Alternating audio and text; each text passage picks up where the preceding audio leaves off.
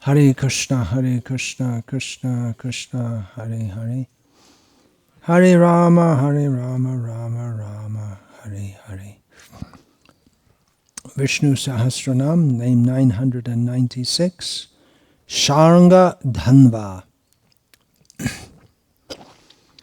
Means he, Vishnu, has the bow named Sarnga.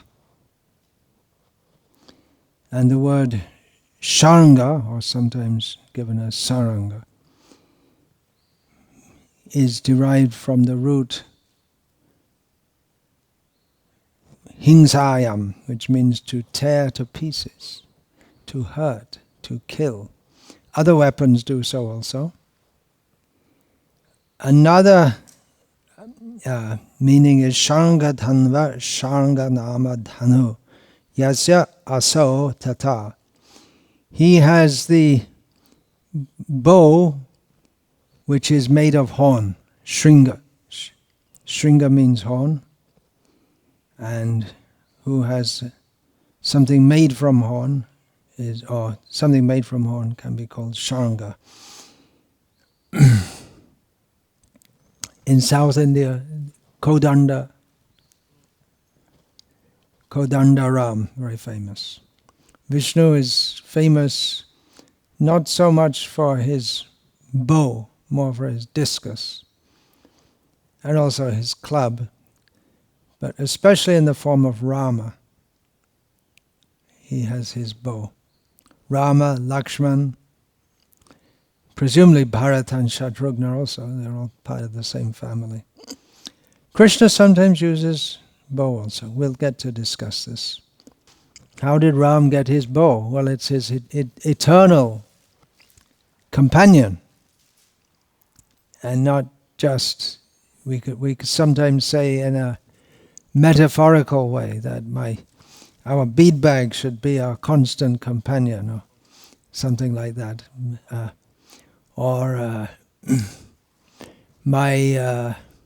my lust and greed is my eternal companion, something like this. But actually, all the features, all the paraphernalia of the Lord is personal. Everything is personal. Whatever we see, there's the great mistake. One of the great mistakes of the materialistic society, to think that there's a hard distinction between spirit and matter. Spirit is everywhere. Looking surprised.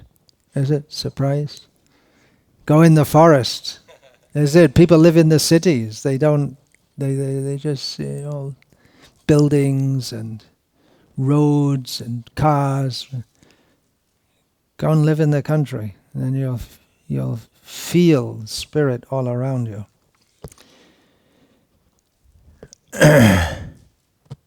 So how did Ram get his bow? First of all, there were bows. When he was first, he must have been trained from the very beginning, because Vishvamitra came and brought him, and Lakshman came along for killing Tartaka, Subahu, the demons who were disturbing Vishvamitra's yajna. And he didn't expect them just to punch out the demons. They brought their weapons, including the bows. But the most famous incident of him receiving a bow is just after him breaking the bow of Lord Shiva at the palace of Janak Maharaj, which was the condition for winning the hand of Sita. So he's going back to Ayodhya, and Parshuram turns up unexpectedly, because it was thought that he'd finished his fighting business, he'd gone off and done austerities, and all of a sudden he's back in an angry mood, unexpectedly. And Dasharath he's very afraid. But it's symbolic, you could say, passing on the role of the Kshatriya killing the demons, passing on from Parashuram. Now again it's going to be done by Ramachandra. Parashuram said to Dasharati Ram that, okay, did an outstanding feat by breaking the bow of Lord Shiva, but I've got an even more formidable bow, that of Vishnu. If you really think you're a great hero, take this bow. First of all, even to be able to even hold the bow of Shiva, most of the princes who came for the hand of Sita couldn't even lift it up. So take it, that's the first condition. And then you have to string it. And if you can pull the arrow back to its full length, then I shall consider you fit to fight with. Then Dasharath is pleading, no, don't fight, he's just a boy. But Parashuram just ignored Dasharath. And Dasharath went on to explain that both the bow of Shiva, which you broke, and this bow of Vishnu were made by Vishvakarma. Lord Shiva was given one of the bows to kill Tripurasura. Then, after this amazing feat, which made it look like Lord Shiva's supreme, he did it, not Vishnu. Right? That's described in the 8th canto of Bhagavatam. The demigods went to Brahma, and out of curiosity they asked, Parashuram's telling this to Lord Ram, they asked, who is more powerful, Lord Shiva or Lord Vishnu? So Lord Brahma decided to demonstrate to them who's the most powerful. So he arranged to make some conflict between them, and then there was a fight, and during the fight Lord Vishnu cut Lord Shiva's bowstring, and then he did the humka. There's a powerful, not exactly a mantra, but it's a beads sound, very powerful, very loudly he did that, and froze Lord Shiva, stunned him. And then the demigod said, okay, let's stop it here. We don't want Lord Shiva to be completely out of action. So everyone could understand that Lord Vishnu is supreme. However, Lord Shiva wasn't very happy with this. He felt insulted. So then he gave, in depression or disgust or whatever, he gave his bow to Devavrata, who was a king in the line of Ikshvaku. And Lord Vishnu gave his bow to the sage Richika, who later gave this bow to his son Jamadagni. And Parashuram explained that Jamadagni is his father, Parashuram's father. But his father never used that bow, for he had vowed not to retaliate against any wrong done to him. Now Parashuram is famous for killing all the fallen Kshatriyas with his Parashu. That's why he's called Parashuram. Parashu means axe. So he didn't use the bow much. But he described that after killing all the Kshatriyas, I became the ruler of the earth.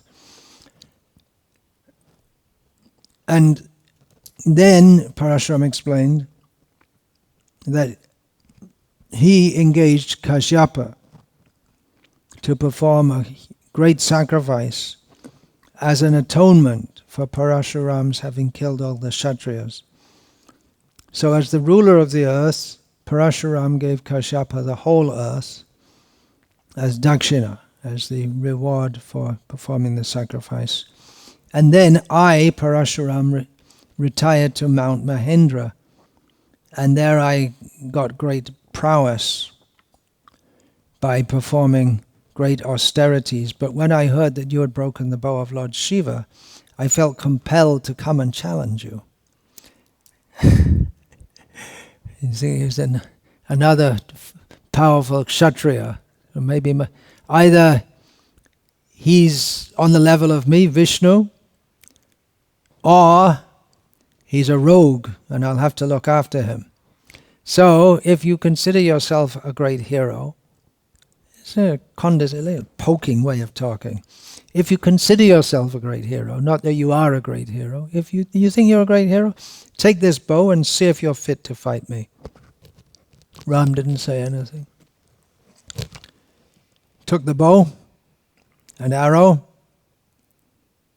and by just taking it, he took away Parashuram's, his ascetic fruits.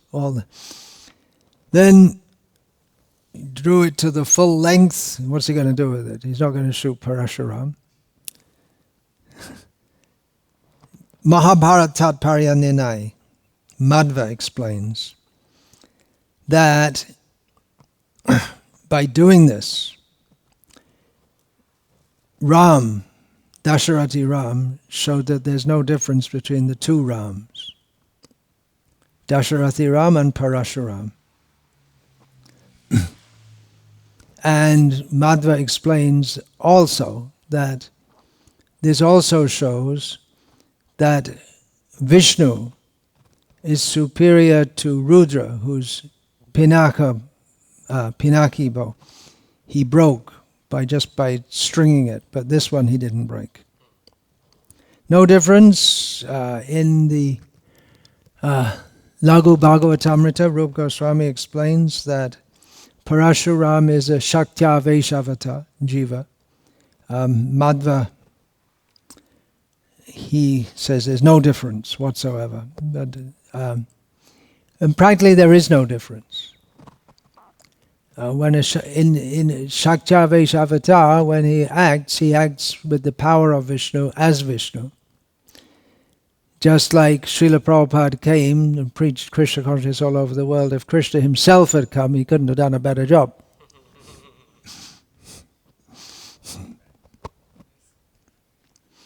So Ram then said, I'm not going to kill you. He's handed him the bow, he pulled it back and it's facing right at Parashuram. I'm not going to kill you because you're a Brahmana. And you're also related to Vishvamitra, who's right there, his guru, or one of Rama's guru, acting as guru. Because Vishvamitra's eldest sister, who was called Satyavati, married the great sage Richika, who's the grandfather of Parashuram. So he said, I'm not going to kill you. However, once Kshatriya pulls, it's been challenged, it's not practice, he has to release that. So then he let it go, and in this way he destroyed his attainment of heaven. From their position in the sky, the demigods glorified Ram with great enthusiasm and showered him with fragrant flowers. At that time, Rama gave this bow to Varuna when all the demigods were present. Exactly why it's not stated in Ramayana, nor do any of the commentators explain why. I guess at that time it wasn't needed so much. And I can only guess. Then again, when Ram was going to go to the forest, by the desire of the demigods, manifest through Mother Kaikeyi, Lakshman wanted to come, and Ram saying no, no, no, and Lakshman saying yes, yes, yes, and eventually Rama agreed. But then he told Lakshman, you first offer obeisance to your mother, then bring the 2 bows given by Varuna to Maharaj Janak, and other weapons also. Then we'll go. So they took bows with them. They left. Kaikeyi had made the condition that he couldn't he couldn't have anything, but the weapons he still had. Then again in Dandakaranya, when Rama, Lakshman and Sita were visiting the ashram of Agastya Muni, Agastya gave Rama the bow of Vishnu. And it specifically said that had been constructed by Vishvakarma, along with 2 inexhaustible quivers from Indra, an infallible arrow, and a gold inlaid sword from Lord Brahma. Now, how did Agastya get that? Again, in Ramayana it doesn't say so, but one Acharya, we don't have the name here, from Alva Tirunagari. You know that? Have you been there? Yeah, there's so many holy places in. Yeah. That's the place of Namalava. So he's Tengalai Sri Vaishnav. He said that as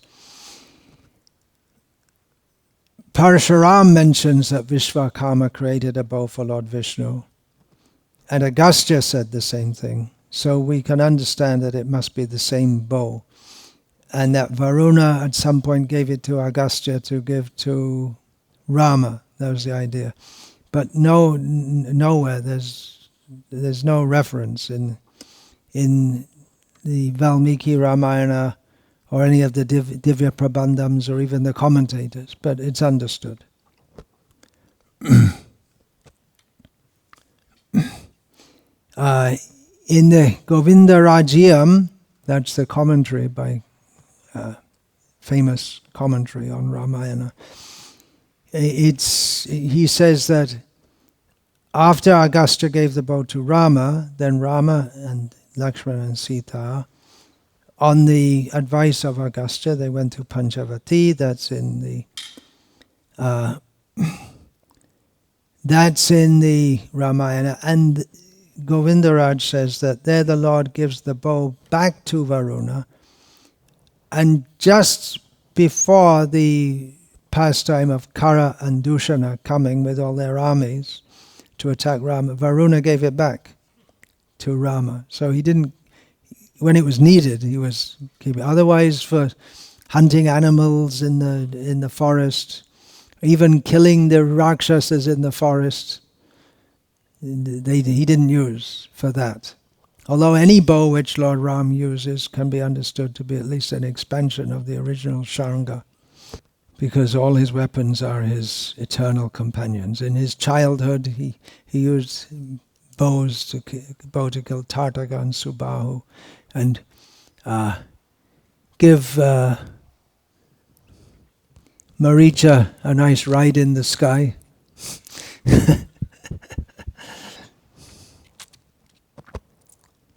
From one side of Bharat to another, from northeast to southwest, he got shot.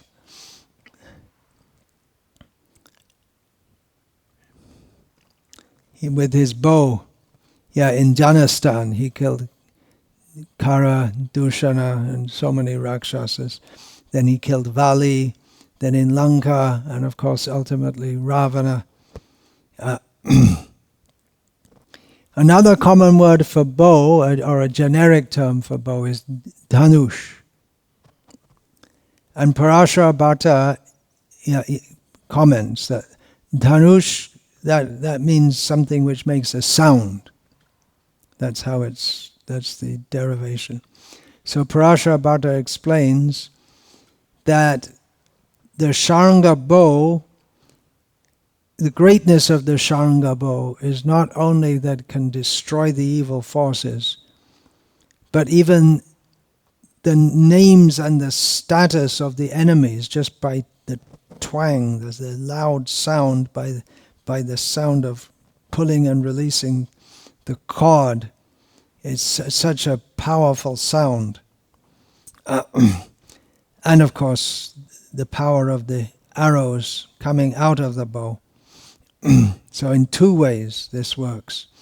By the arrows emanating from the bow and from the very sound of the bow, that in both ways that destroys the enemies and enlivens the devotees.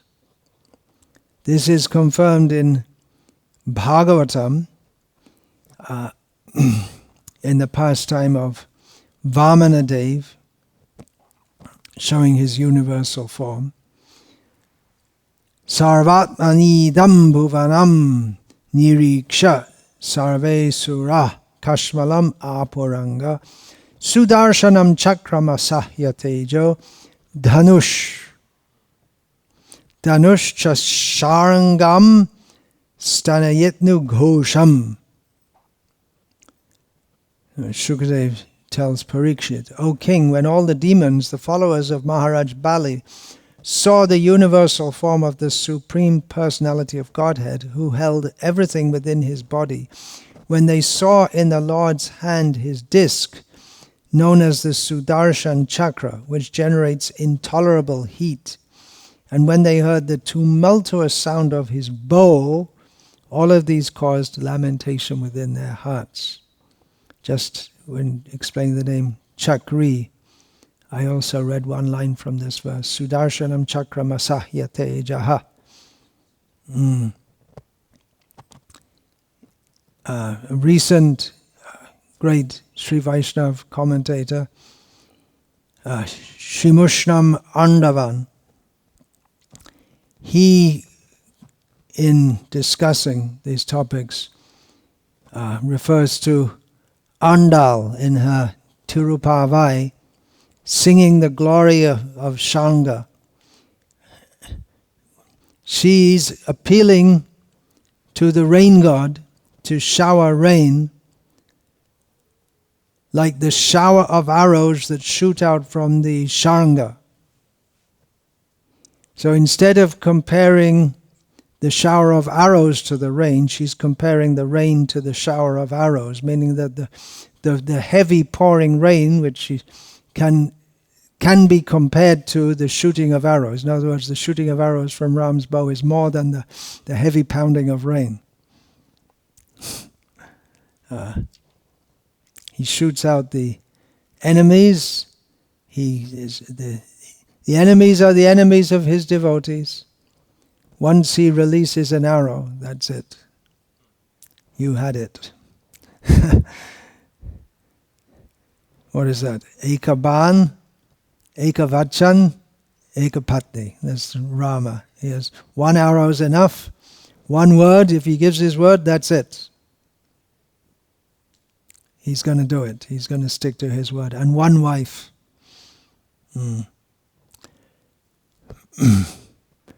So he's steady. He's always there with his bow. We can trust him, and we can trust what he says, and we can trust him to protect his devotees. So in the same way, we should be firm and committed, just as he's committed to us. We should be committed to him, and we should have the faith that he will protect us. Our devotion should be like his protection, firm and unwavering. What's more important, the bow or the arrows? We talk a lot about the bow.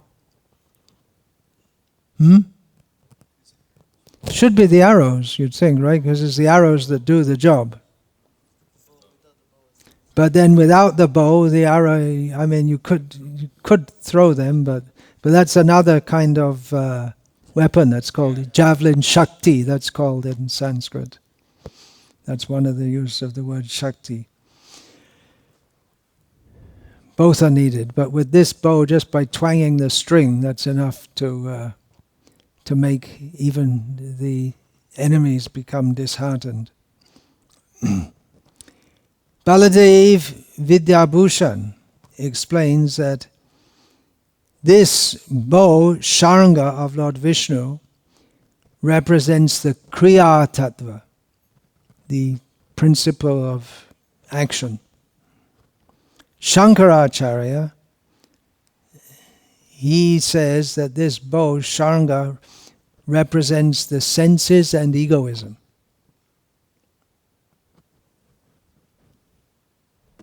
We have in Bhagavatam, in the first canto, the name is Sarnga-dhanva. In fourth canto, Sarnga-dhanva. In the 10th canto, Sarnga-dhanvana. In the 6th canto, in the Narayana Kavaja, Devo Parhane Madhu Hogradhanva. May Lord Madhusudan, who carries a terrible bow, that's right, for the enemies, for the demons, protect me during the 5th part of the day, Aparana. Nowadays we live by the watch, right? You have to see the watch. But in rural societies, what's the time? It's madhyan, aparana, it's midday. It's, you see by the sun. It's midday, it's afternoon, like that. You don't need such specific times. Then Rukmini says to Krishna, reminiscing, my Lord, as a lion drives away lesser animals to claim his proper tribute, you drove off the assembled kings with the resounding twang of your Sarnga bow, again, just by the sound. And then you claimed me, your fair share. Then, when Lord Krishna returned to Dwaraka, he had been in Hastinapur, and he found Dwaraka under siege from Shalva was attacking. So he ordered Daruka, his charioteer, take me right onto the battlefield. You just come on a long journey, okay, let's get into action right away. No waiting around. Then Shalva noticed him. How will you notice when there's so many chariots? Then you see oh, everyone noticed. Oh, look, there's a chariot with the flag of Garuda. Krishna's here. So Shalva threw his spear at Krishna's charioteer. That's the usual modus operandi. First of all, they try to kill the horses, kill the charioteer, break the chariot, like this. But Krishna shattered Shalva's spear into hundreds of pieces and pierced Shalva and his Sobha airship with numerous arrows. So Krishna's using his bow here. Shalva responded by shooting an arrow that struck Krishna's left arm, and then the Lord dropped the Sarnga bow, which he was holding in his left hand. He hold it in his left hand and pull with the right. And the demigods became afraid and cried out in alarm while Sarnga insulted Krishna. How does that happen? Well, it's Leela. It's no fun if you win all the time, right? Okay, we're going to Chaitanya Leela. Where does the bow come in Chaitanya Leela? Shadbhuj Roop. We have Lord Chaitanya Mahaprabhu showed to Sarvabhauma Bhattacharya. You can still see. In Puri, the 6-armed form, the deity, showing the 2 hands of Krishna holding a flute, 2 hands of Ram with bows and arrows, and 2 hands of Chaitanya Mahaprabhu with his kamandalu and danda, which that's symbolic because that was already broken. But even before that, now you start. This is Jagai Madai now. He showed the form of Ram to Hanuman.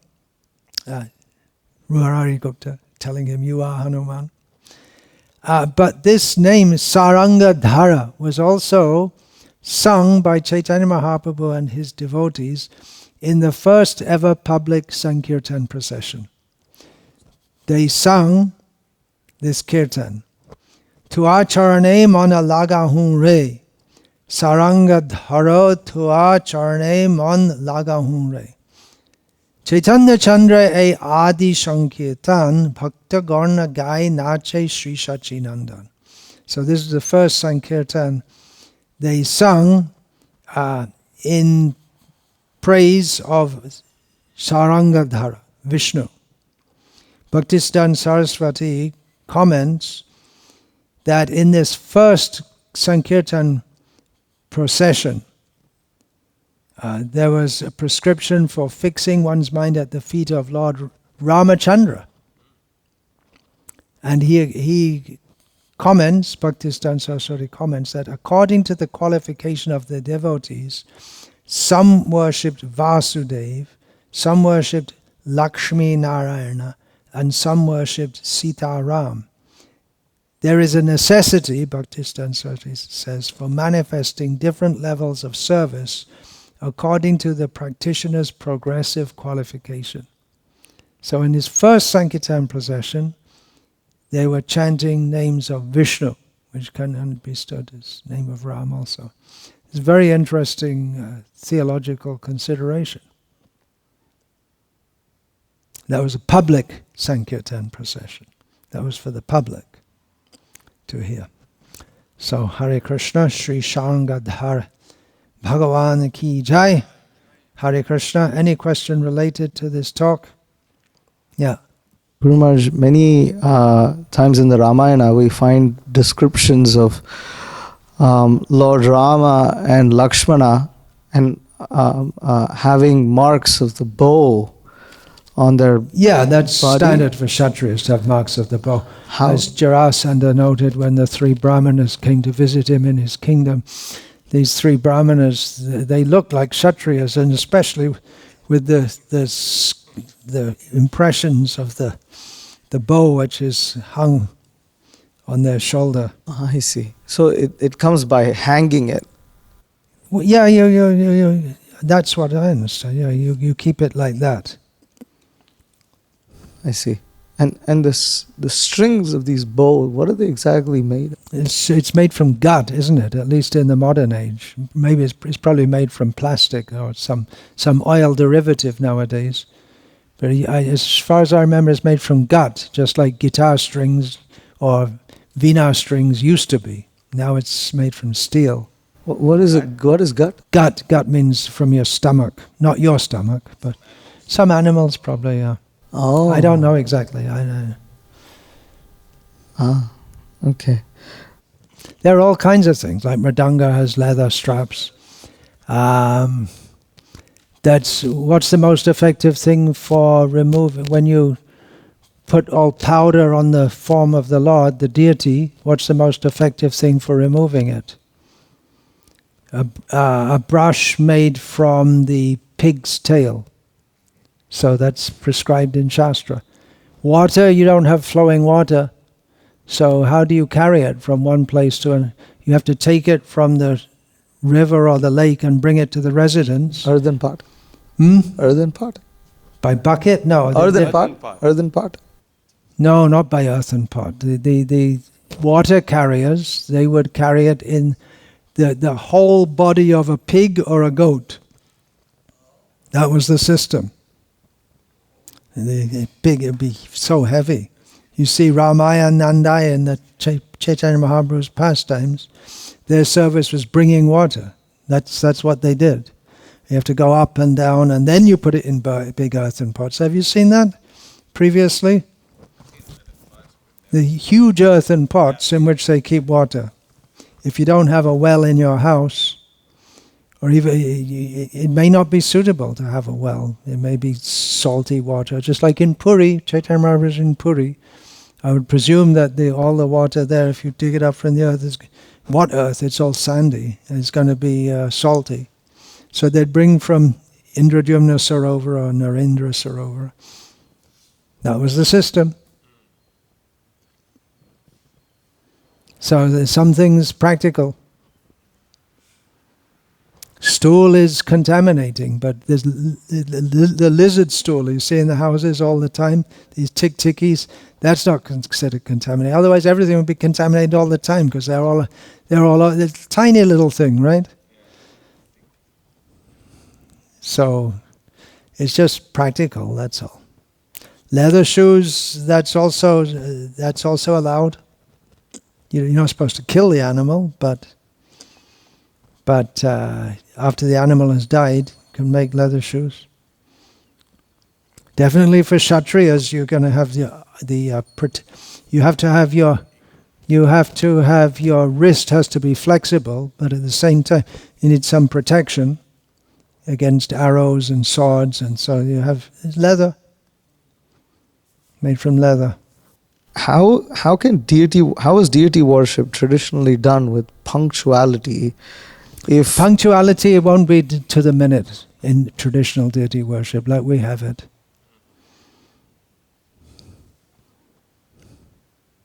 Which is why in Indian temples it's always like traditional temples, it's always like some Maybe around that time. It's according to the sun and the moon, like that. Mostly the sun.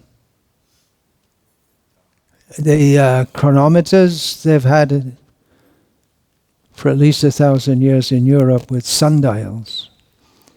They still have some in England. Of course, you have to have sunshine, which isn't there a lot of the time in England. But that was there, and in India also. And at this time of year, you might not see much sunshine in much of India because of the rain, clouds. Otherwise, for keeping precise time, there is a system that's described in Bhagavatam, that you have to make a pot. It has to be exactly made and pierce a hole exactly the right size. It works something like an egg timer. I don't know if any of you know what an egg timer is. Do you know? No. Yeah, the sand, and you put it upside down, and yeah, it's like and then when it's finished, then you take the eggs out of the water and they're boiled. It's the time for boiling. So like that, the water drops and you can measure the time by the drops. What you were mentioning about how Lord Shiva's bow was given to Devavrata, who was part of the Ikshvaka. So how did Janak Maharaj get that bow? He's not part of the Ikshvaka? I don't know. He might. Oh, that is stated actually, isn't it? Then Devavrata was he in the same line? I can't remember now. I closed this up. Actually, I did yesterday. I got that, but somehow I didn't put it in here, and I don't remember. So it's been rushed. I've been rushing all my material recently. And usually I prepare a talk and then wait for some days or weeks for different ideas to come, but it's been very rushed. Maharaj, and what horn is the bow made of? You said Shanga, one of the things. I don't know. Again, maybe buffalo horn seems to be standard. For it's one horn of one animal. That would have to be a big horn, wouldn't it? Yeah, so I was thinking this must be huge. There's that. What's that called? That eight-legged animal. What's that called? A very fierce animal. That's mentioned repeatedly in Shastra. Huh? Yali, Guru. Yali is elephant, right? Yeah. No, that's Shaurab or something like that. Sharaba, yeah. Maybe. I don't know exactly. You have to ask someone who makes it. There's a word in English for someone who makes arrows. I don't know what the word for making bows is. No, and it's more or less a defunct word nowadays. Someone still makes arrows. Fletcher, it's called a Fletcher, yeah. How do you know that? He's very smart, Nimai. He's very smart, okay. Yeah, so you can understand, like you have names in English. There's surnames like Smith, Carter, Clark. So Fletcher is very, very much part of society. making arrows. You need a lot more arrows made than bows, I guess. Yeah, must be. And then you had to make a quiver. Presumably that's made of leather also. So lots of leather. Maharaj, and in your previous lecture, you were speaking about how Varuna also, kept that the Sudarshan chakra and he gave it to Lord Krishna. So could it be that Varuna just holds the weapons and whenever Varuna holds the weapons, and whenever the Lord needs it, he it may be, but again, there's nothing found from the commentators. Maharaj, you mentioned Jamadagni didn't want to retaliate, even if there's any wrong done unto him. And I was thinking that the mood of a conditioned soul is to always want to get revenge. Yeah, the mood of a conditioned soul is to want to give revenge. And even just like a saintly person wants to do good for others, we were reading that verse. Ahetuna jnanapi tarayantaha. Saintly people, even without any motive, for no reason, they want to do good to others, to uplift them. So the demons, for no reason, they want to harm others. But retaliation, it's very strong, but Jamadagni didn't want to do that. Brahmana. Hare Krishna. Famously, on Lord Krishna's lotus feet, there are the symbols of the bow. Oh, that's a good point, the shankha, the chakra. One bow is there. So are those his weapons? The sharanga, the panchajanya, are they those, or they're just general symbols? I don't know, but presumably they would be. His personal associates, they like to be permanently at his lotus feet. Even when he's in Vrindavan.